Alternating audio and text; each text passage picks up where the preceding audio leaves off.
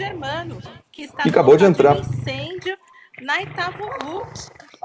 Mas antes, vamos dar uma boa noite para o nosso convidado. Boa noite, Gabriel. Boa noite, Flávio. Boa noite, Vinícius. Boa noite, Boa noite. ouvintes. Prazer estar aqui de novo, de volta. Prazer é nosso. E agora você vai poder fazer o seu bloco aqui no jornal mais intrinsecamente, porque a gente tem essa live aqui. Você viu que é super plástico, né? Cada um fala da sua casa. Pois é, eu aqui em Mairinque, né, no meio do mato, falando com vocês aí. Muito gostoso, muito bom. Antes de eu dar a introdução à conversa nossa com o Gabriel, Germano, quais as últimas informações? Quem acompanha, estou aqui diretamente da Avenida Itavuvu, onde teve um incêndio numa pizzaria na altura do número 200 da Itavuvu. Eu conversei com o dono da pizzaria e ele me contou o seguinte: o forno estava esquentando e acabou derretendo os fios, que os fios estavam perto, e dando um Nossa. curto-circuito na fiação. Nossa! Sendo assim, teve incêndio no telhado, no teto da pizzaria. Eles tentaram apagar e, com o auxílio do Corpo de Bombeiros de Sorocaba, eles apagaram o incêndio. Não teve danos estruturais e, o mais importante, não teve vítimas, não teve ninguém ferido. Graças a Deus, não machucou ninguém. Amém. E ficamos felizes com essa informação, pelo menos o dano foi mais material nesse sentido, né? Exatamente. Tá, obrigado, Germano, pelas informações, pelas imagens. E daqui a pouco a gente espera você aqui para conversar com o Gabriel. Isto. Pode deixar. Obrigado, pessoal. Retorno já. Tá jóia. Tá certo. Bom, e voltando agora com o Gabriel Bittencourt, eu queria falar uma introdução que eu tinha montado para sua entrevista, Gabriel. Legal. Enquanto estamos trancados numa situação de extremo desconforto, preocupação, as águas cristalizam novamente. O ar purifica, as árvores não são mais cortadas e os animais podem ficar em paz por mais um tempo. Procede essa informação, Gabriel? Olha, Flávia, procede e é assim um alerta para a gente, né?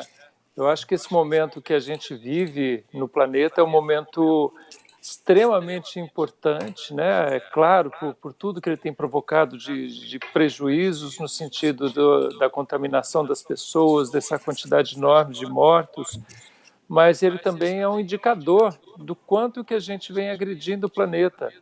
Então, Mostra um aviso, né? É um aviso, é um indicador importante de que a gente está fazendo tudo de errado. Porque é isso que a Flávia está falando. Eu vi imagens, por exemplo, de Veneza. Os canais de Veneza normalmente têm as águas turvas, né? As águas estão límpidas, golfinhos nadando nos canais de Veneza, coisa que não se via há golfinhos.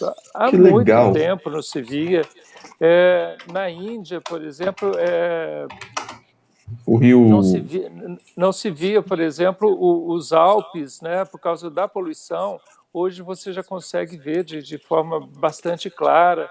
Então, muita coisa está sendo mostrada para a gente através dessa pandemia, que o caminho que a humanidade está trilhando é um caminho errado, é um caminho que a gente tem que rever, a gente tem que repensar. É uma frase, inclusive eu fiz um vídeo e coloquei no meu canal, que ele aborda uma frase que está sendo corrente nas redes sociais, que é assim, a gente não pode voltar ao normal, porque é o normal que nos trouxe até aqui, né? Então, esse normal que é a gente estar devastando as florestas, poluindo oceanos com esgoto, com plástico, a forma como a gente cria e se apropria da vida dos animais é uma coisa absurda também. A maior parte das epidemias recentes, elas vêm não apenas do hábito de seres humanos se alimentarem de animais silvestres, mas também dos animais domesticados, como galinhas, como vacas, porcos, né?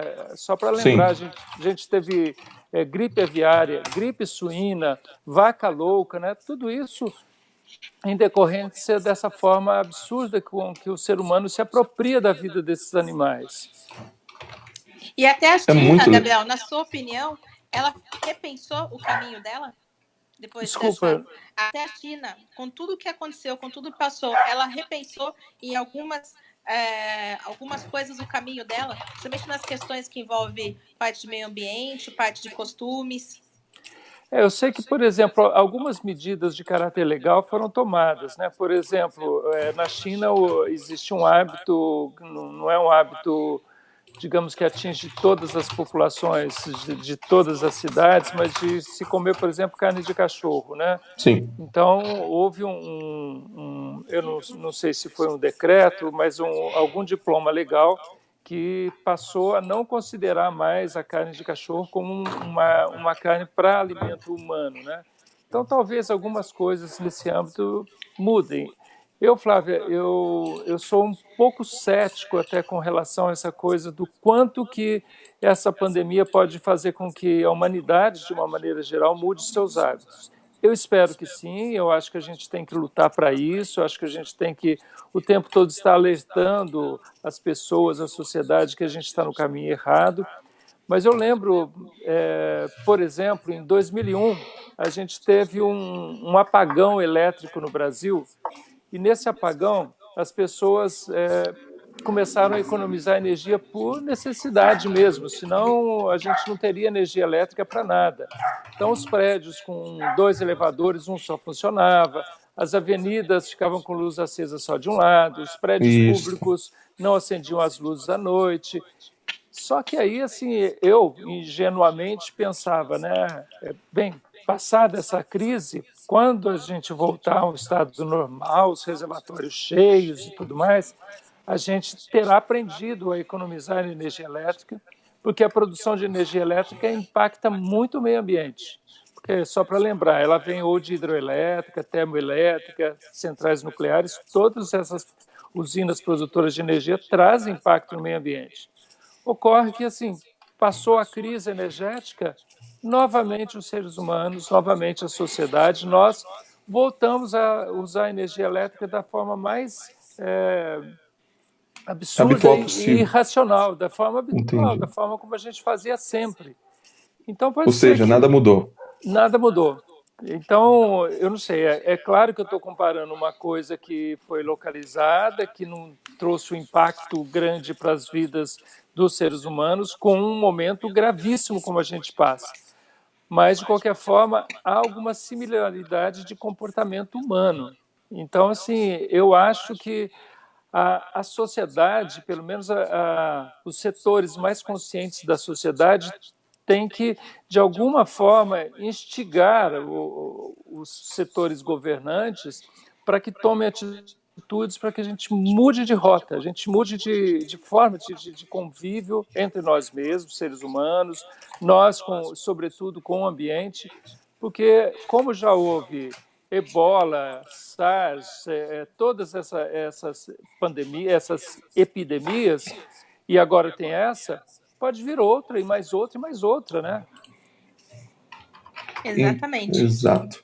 Pode falar, Vini. Posso? Rapidamente agradecer mais uma vez o Gabriel de estar presente. Hoje ele é o nosso segundo convidado desse jornal, né, da cultural aqui que a gente está fazendo agora via live. Temos um comentário aqui do Alex. Boa noite, parabéns pela transmissão. Como vocês conseguem vários na mesma tela? Alex, isso é segredo.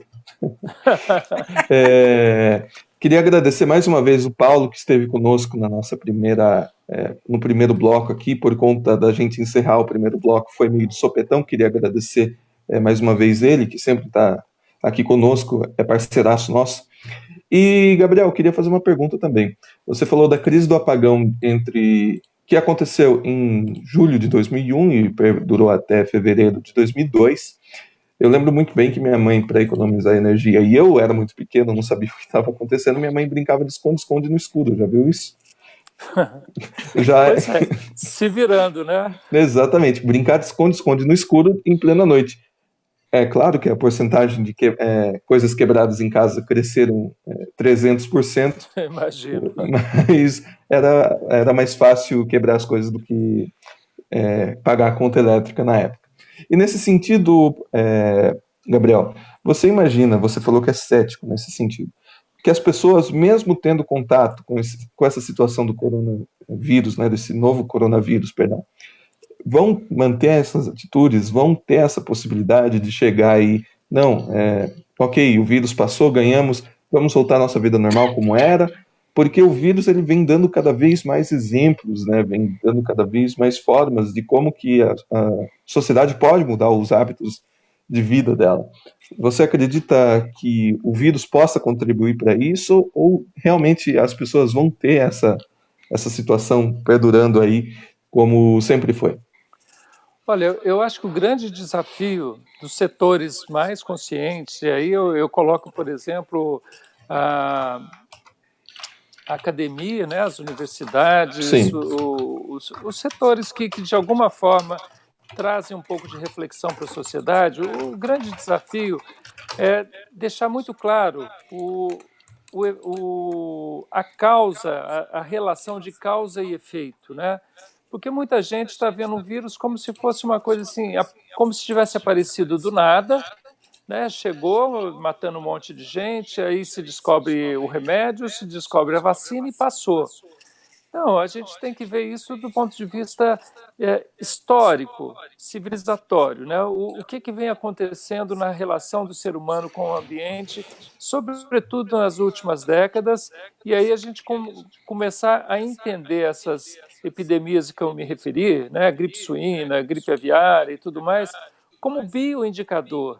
Eles estão indicando que a gente está fazendo alguma coisa de errada. E se a gente conseguir mostrar isso para a sociedade, aí sim a gente talvez consiga dar um passo adiante, no sentido, não passo adiante não, porque quando a gente está no abismo a gente não dá passo adiante, a gente muda de lado, a gente muda de rota. Então, a ideia é essa, a gente deixar claro para a sociedade que o que a gente vem fazendo é o agente causador de tudo isso. Então, a gente precisa mudar de rota, deixar de ter essa relação deletéria, destrutiva que a gente tem para com o meio ambiente de uma forma geral e para com os animais de uma maneira bastante específica. Gabriel, Entendi. tem uma mensagem para você do Val Queiroz. Votei e fiz campanha de graça para o Gabriel quando ele era do PC do Bem em Sorocaba. Grande Gabriel. Isso, ele falou também. Sua cidade. Exato. O Valdinei Queiroz. Grande abraço para ele, grande abraço. A gente se comunica. Agora faz até um tempinho, mas a gente sempre se comunicou um pouco pelo Facebook. Grande abraço, Val. Fazer um comentário aqui, se me permite, Flávia. O Val eu conheci esses dias também, a gente se tornou, por conta de um amigo em comum, a gente se conheceu também, mas por conta da entrevista que a gente realizou com o Raul Marcelo também, agora ele fica mandando todo dia, o cara, tá de boa aí? Vamos fazer live? Vamos jogar? Agora eu ensinei para ele a nossa plataforma aqui de live, ele também quer jogar, fazer live com ele jogando, eu jogando também. Não é do mesmo jeito que a gente faz jogando FIFA, por exemplo, ou PES, enfim, jogo de futebol, como os atletas estão fazendo, mas é um engraçado do mesmo jeito. Esse jogo tá permitido, né? Esse jogo tá permitido. Esse tá, né? Gabriel, uma coisa que as ONGs, principalmente de causa animal, elas trabalham de maneira muito massiva é a conscientização e as políticas públicas para que as coisas aconteçam. Então, elas cobram muito o governo, elas cobram muito a conscientização.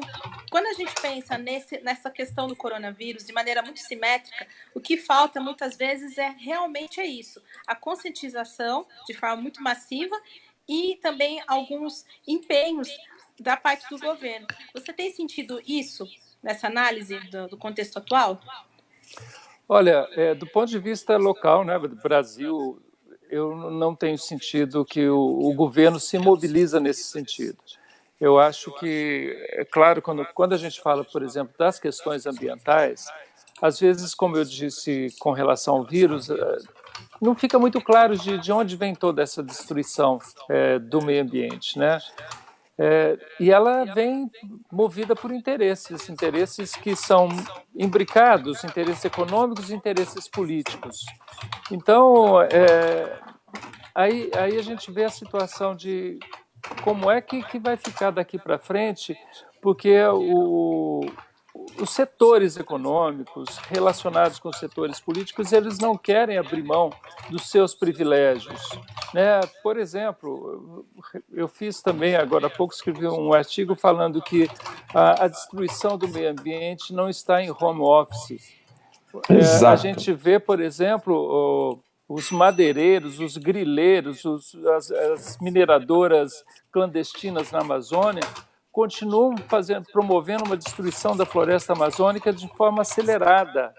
Então, eles não estão dentro de casa, fazendo como a gente, fazendo videoconferência, eles estão lá, no meio da mata, derrubando a mata, e isso movido por que interesses? Interesses econômicos e vinculados necessariamente a interesses políticos, porque eles estão acobertados por um discurso, por exemplo, presidencial, que diz que a Amazônia ela precisa gerar riquezas para determinados grupos e para que gere riqueza ela tem que ser derrubada. É uma visão míope do papel de uma floresta como a nossa, a maior floresta tropical do mundo, guarda a maior biodiversidade do mundo, é uma riqueza enorme, ela de pé, responsável inclusive pelo clima que a gente tem aqui no Sudeste, mas a visão míope, tacanha desse governo acha que tem que derrubar a Amazônia, tirar o que tem debaixo das raízes das árvores para poder favorecer determinados grupos econômicos. Então, Flávio, eu acho que no Brasil a gente vai ter muita dificuldade do ponto de vista da reação governamental positiva em relação a isso que a gente está vivendo. Perfeito. E olha sobre só, a questão dos animais. Oi? Ah, estão em sintonia. Em relação aos animais, muita gente ainda, por desconhecimento, está achando que os animais transmitem o coronavírus, tem pessoas abandonando animais. E essa informação, eu queria que você esclarecesse aí para os nossos ouvintes. Só fazer um comentário rapidinho. Claro. Entrou gente aqui, o Cido Motos está com a gente, a Jussara Fernandes também está online com a gente. Beijo, Ju. Sandro Rodrigues, Sandrinho, irmão do Vitão também. Bem, querido? Sandro, volto a falar, queremos uma live com você. E a Net Mittelpunkt está presente conosco. Minha amiga Net. Beijo. Nossa querida Net. Por favor, Gabriel. Olha, todas as informações que a gente tem de todos os estudos é que não há esse tipo de transmissão do vírus através dos animais, dos nossos animais domésticos para os seres humanos. As pessoas às vezes fazem alguma confusão porque os animais têm algumas doenças originárias de outros tipos de vírus, né, da família do coronavírus, né, mas não esse vírus que ataca os seres humanos, são vírus que atacam especificamente os animais. Esse causador da pandemia, todas as informações científicas ao nosso alcance hoje apontam que os animais não são hospedeiros e não transmitem essa doença, não transmitem o vírus e, portanto, a doença aos seres humanos. Então, a gente tem que ficar absolutamente tranquilos, manter os nossos bichinhos protegidos ao nosso lado, né, cuidados e não abandoná-los. Legal. Isso me lembra uma situação muito, muito interessante também. Germano já voltou conosco, daqui a pouco a palavra é sua, Germano. Da questão da febre amarela, que começou aqui na região há uns anos atrás, e todo mundo começou a achar que macaco transmitia e perseguiam os pobres macacos. Macaco. E daí teve gente que chegou a matar, né? Do Gabriel. Isso, do Gabriel. Cachorro. E teve muita gente que começou, né? Chegou até a matar macaco mesmo, né? Negócio muito complicado. Fruto da ignorância. Acho que o nosso papel, né, papel de quem é ativista das causas ambientais, dos animais, o papel de vocês, da imprensa de uma forma geral, é deixar bastante clara essa situação para que aí a ignorância não leve as pessoas a esse tipo de procedimento. Neste caso específico, ao abandono dos animais, como bem se lembrou, Vinícius, no caso da febre amarela, o pessoal saiu matando o macaco achando que ele era o causador, quando de repente era simplesmente um hospedeiro, né, de toda a doença. Da doença, né? Então a gente tem que ter clareza da situação e assumir o nosso papel social de divulgar as informações corretas. Hoje, aliás, mesmo nessa questão desse vírus, a gente vê uma desinformação muito grande, né? Pessoas nas ruas achando que, até por conta do discurso presidencial, que isso é uma gripezinha, né? Não é, a gente vive uma epidemia, uma pandemia que é assim, a maior da nossa geração. Então, eu nunca imaginei que veria um negócio desse também, né? Pois é. Muita gente não imaginava. a gente preso em casa, sem poder se relacionar, né? Isso, às vezes, parece cena de filme, né? De ficção científica que a gente viu lá atrás, mas não imaginava que isso pudesse ocorrer aqui com a gente. Gabriel, as ruas vazias é uma situação complicada também para os cães que são comunitários ou que recebem alimentação do pessoal que transita, né? O que você aconselha nesses casos? Claro que além da adoção, mas as pessoas que já tratam os animais, o que elas podem fazer para continuar com essa ação? E eu também queria deixar uma outra questão aqui no ar, gente. Muitos moradores de rua têm seus cãezinhos, né, Gabriel? Sim. Esses moradores, será que eles vão poder ter acesso aos serviços sociais e poder levar os seus cachorros? Pois essa pandemia, ela força a sociedade a mudar os seus paradigmas, né? Ela força a sociedade a procurar agir de uma maneira solidária. E é essa a resposta que a gente tem que dar. Do ponto de vista governamental, por exemplo, eu vi a Prefeitura de Angra, junto com os conselhos ligados à proteção animal, a saírem e cuidando dos cães comunitários, numa ação governamental, lá de Angra dos Reis. Isso é um exemplo muito positivo.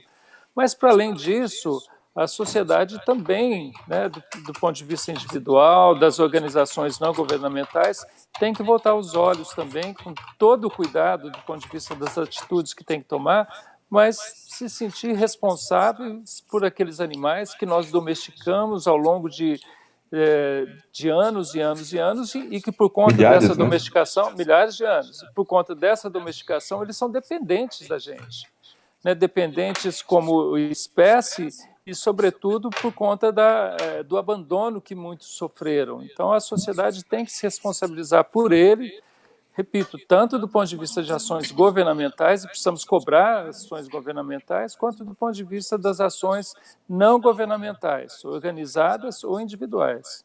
Você comentou uma situação muito interessante nesse ponto, né? Por exemplo, o cachorro talvez seja o primeiro animal domesticado pelo ser humano. Isso há muito tempo atrás, né? A gente fala de milhares de anos, né? Quiçá mais de 50 mil anos. E nesse ponto temos outras espécies também, como a vaca, galinha, cordeiro, enfim. A gente tem que ser responsável por esses animais, assim, porque a gente já faz parte do convívio deles, né? Já fizemos a nossa integração à vida e à evolução deles, então é nossa situação também cuidar deles agora nesse momento difícil. Germano, com você. Então, hoje aconteceu uma coisa interessante, né? O nosso querido presidente foi para padaria, foi passear. E aí, o que acha dessa situação? Isso é de uma irresponsabilidade, né? É de uma irresponsabilidade gritante. Eu estava ouvindo hoje um comentarista brasileiro radicado na França e ele lendo várias matérias de jornais europeus que estavam classificando essas atitudes do presidente como genocidas, né?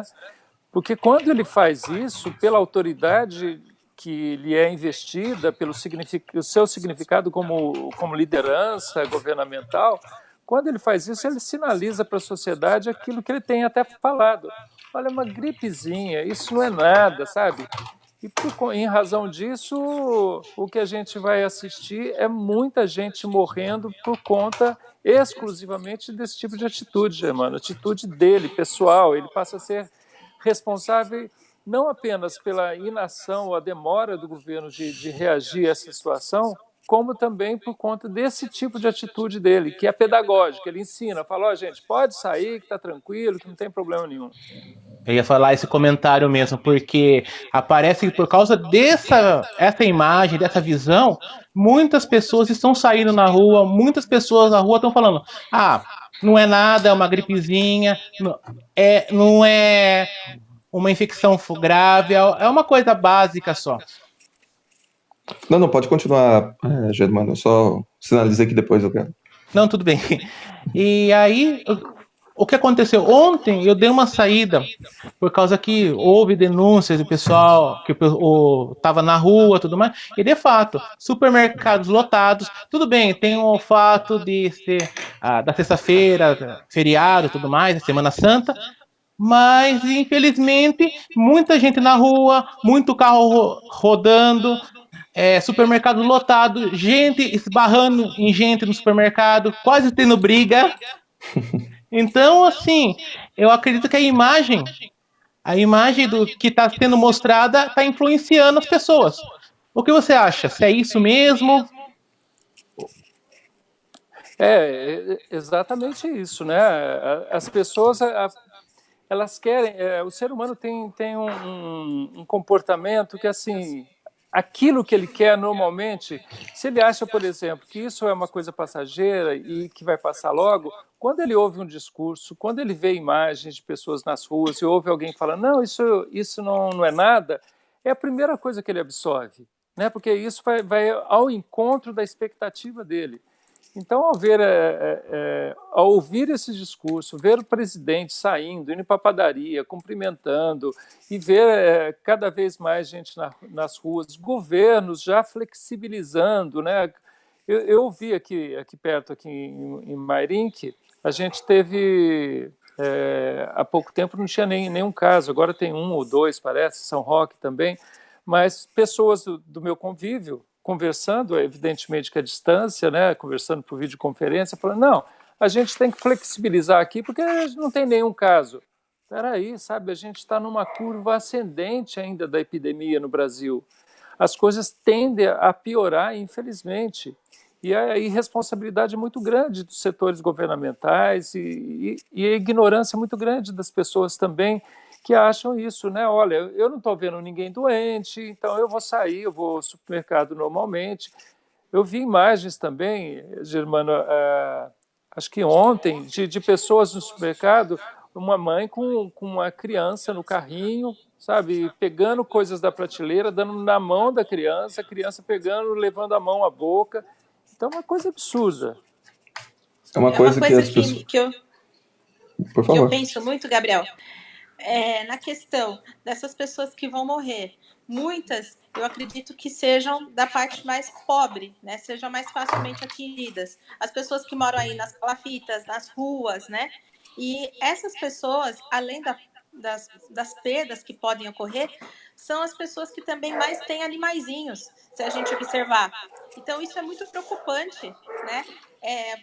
Essas pessoas que vão atingir e o problema que pode gerar até futuramente para as ONGs de animais, porque pode encher as ONGs, né? Quantas pessoas que vão perder, quantos animaizinhos, né, vão perder seus donos? Exatamente, isso é uma preocupação muito grande, né? Um diferencial dos problemas que o Brasil pode passar em relação ao que passa e já passou a Itália, a Espanha, é que, por exemplo, nós temos comunidades extremamente pobres nas periferias, né, nos morros, por exemplo, do Rio de Janeiro, na periferia de São Paulo, onde essa pandemia pode se instalar de uma maneira gravíssima, porque as pessoas moram em cubículos, 5, 6, 10 pessoas, às vezes em pequenos espaços, e como você disse, Flávia, com seus animais de estimação. Muitos, né? E quando a epidemia levar à morte, fatalmente vai levar muitas dessas pessoas, e isso é uma perda lastimável e inestimável, né? Também vai sobrar ainda esse problema, que é um problema social. Um monte de animais abandonados, sem ter o que comer, perambulando por aí. Então, a gente tem muita coisa ainda por acontecer em decorrência dessa pandemia. A gente está, como eu disse, assim, numa curva ascendente agora, ainda no outono. A gente não pode esquecer que logo vem o inverno, que é um período em que normalmente as pessoas têm gripe, têm resfriados. Então, essa aumenta a incidência demais. Aumenta. A curva epidemiológica, por mais que ela possa estar num momento descendente, ela pode continuar por longo tempo ainda matando pessoas, e a gente pode chegar aí até meados início da primavera com situações graves para resolver com relação aos seres humanos e com relação aos animais. Perfeito. E vale lembrar, né, que enquanto a curva, né, que a gente fala que ela precisa ser mais acentuada, enquanto ela está descendendo, ela não está finalizada, então ela pode voltar a subir. Né? fazer como uma montanha-russa. Ela está descendo do nada, ela volta e é uma loucura. Gabriel, eu queria fazer 2 comentários que são umas perguntas para você também. Antes, eu gostaria de dar boa noite para a Cláudia França, que está conosco. Ela está falando que está na quarentena, a família Os 13 filhos dela. e os 13 filhos de 4 patas dela. Também a Vera Gutierrez está conosco. Boa noite, Vera. Ela diz o seguinte: temos que ter consciência do que está acontecendo. Se Deus quiser, tudo vai passar.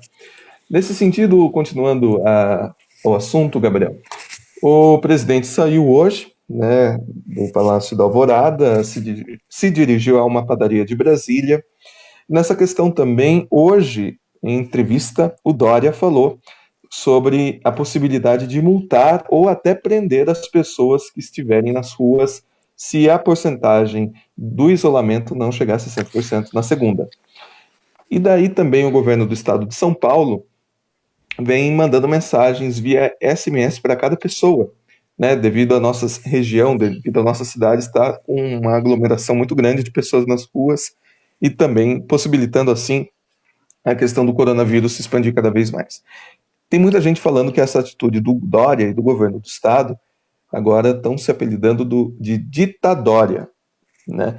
Essa situação que estão chamando o Dória de extremamente autoritário, ditatorial. Como você enxerga essa situação? Tem muita gente que não concorda com o Dória, mas nas visões políticas diversas, mas nesse ponto acaba concordando. Como que você enxerga essa situação, desse panorama geral entre situação do governo estadual, governo federal e toda essa relação entre esses poderes aqui no Brasil?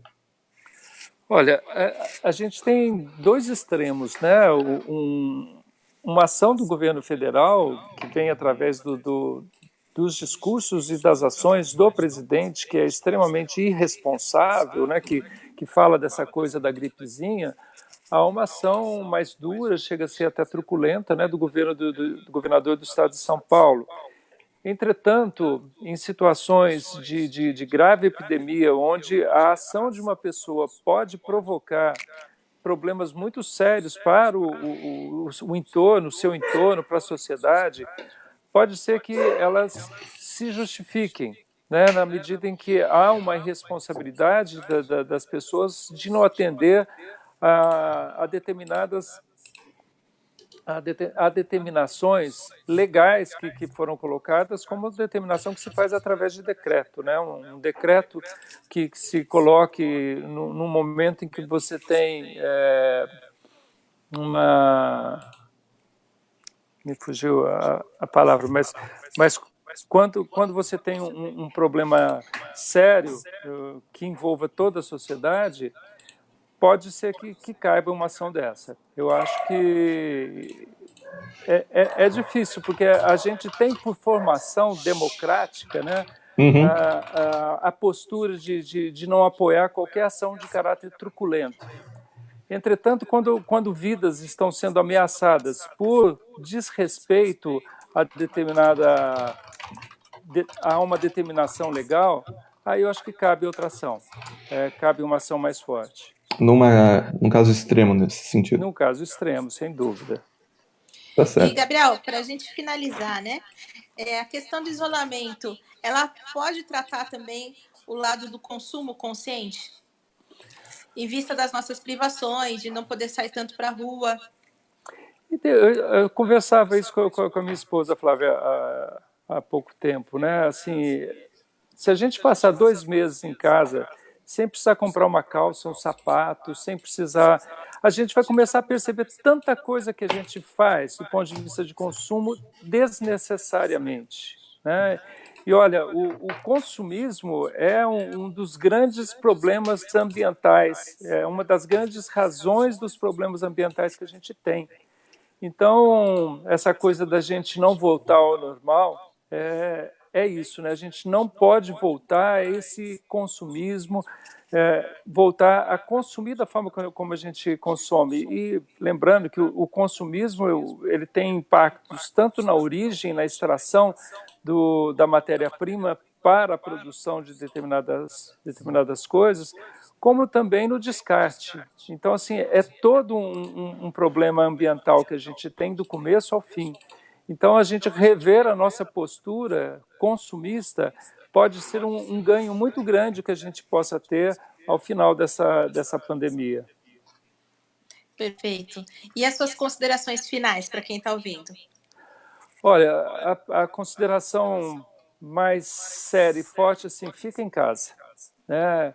Eu acho que o Congresso deu uma demonstração muito boa, muito forte, quando o governo federal, demorando muito, falou que iria dispor de R$200 para a população mais vulnerável, que tem o seu trabalho informal e tal, e o Congresso aumentou isso para 600, né, para individualmente, 1.200, né, para mulheres que são arrimes de família. Então, o Congresso mostrou que o governo tem responsabilidade com isso, né? Responsabilidade em dar condições para as pessoas ficarem em casa. Então, isso é essencial. As pessoas não podem se iludir olhando no seu entorno e falar, olha, eu não estou vendo ninguém doente, vou sair e vou para a rua. Tem que ficar em casa.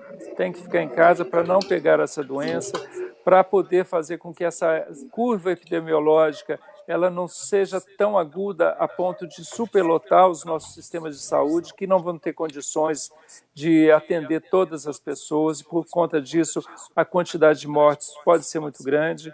Então, o recado maior, Flávia, é assim, fica em casa, se informe se informe de fontes corretas, fidedignas, e não através de correntes de WhatsApp, que são plenas de fake news, né? Então, a gente tem que sempre, quando receber uma informação, falar, opa, de onde vem? Deixa eu ver se tem outra informação de uma fonte que eu conheço, que seja confiável, que fale a mesma coisa. Porque eu já recebi, com relação ao coronavírus, as mais diversas informações. Então, isso também é muito importante, a gente se informar, mas de fontes confiáveis. Perfeito. Tá certo. Muito obrigada, Gabriel. Obrigada a todos que participaram. Germano, tem alguma coisa para você dizer aí? A gente esqueceu do Germano, pô. Germano tá meio quietinho, tá tímido hoje. Não, que eu tava na rua, então correria ele foi... Ele fez uma cobertura master hoje, né? Parabéns aí. Primeira então nossa. Ele ficou quietinho, né? É a primeira externa nossa. Primeira externa, Gabriel, parabéns. Vamos todo mundo aí bater. Aí. Ô, Germano, Gabriel, você também, pô. Aqui? Aí. Fechou. Gabriel, vamos voltar com o melhor do meio ambiente. A gente combina depois. Gostou do sistema aí? Legal, gostei muito. Vamos voltar sim. Vai ser um prazer. Maravilha. Então, tá joia. Vinícius, tem alguma coisa para dizer? Não, só agradecer a todos que estiveram conosco. Sempre bom estar com uma audiência legal com a gente, né? Agradecer também ao Gabriel, que esteve conosco hoje participando. Reforço o convite também da nossa Flávia, né? Quando quiser voltar, pode voltar aqui, que estamos de portas abertas. E também ao Germano. Com quadro. Esse quadro, que estou no primeiro ano do jornal, o melhor do meio ambiente. Isso. Um quadro nosso. Exato. Então vamos voltar com ele também, sem dúvida nenhuma, reforçando esse convite. E ao Germano, que se dispôs aí hoje, lá na Itavuvu, fazer ao vivo uma cobertura também sobre... Em primeira mão. Exato. Saiu, já estava Germano lá. Então tá certo, vamos finalizar aí mais uma edição do Jornal da Cultural e aproveitando aí, né, o Rogério Bolinho que está nos acompanhando também. Isso, um abraço pro Bolinho. Nós fazendo a cobertura aí da Paixão de Cristo nessa página, Ouvinte Sorocaba. Isso, tem bastante conteúdo, então aproveite, tudo de graça. Gente, brigadão aí. Eu sei que foi correria. Eu sei que deu uma corrida aí, mas quero agradecer a todo mundo aí que está acompanhando, a Flávia, o Vini, o Gabriel Bittencourt aqui. Então, gente, muito obrigado. Obrigada e fique em casa. Fique em casa.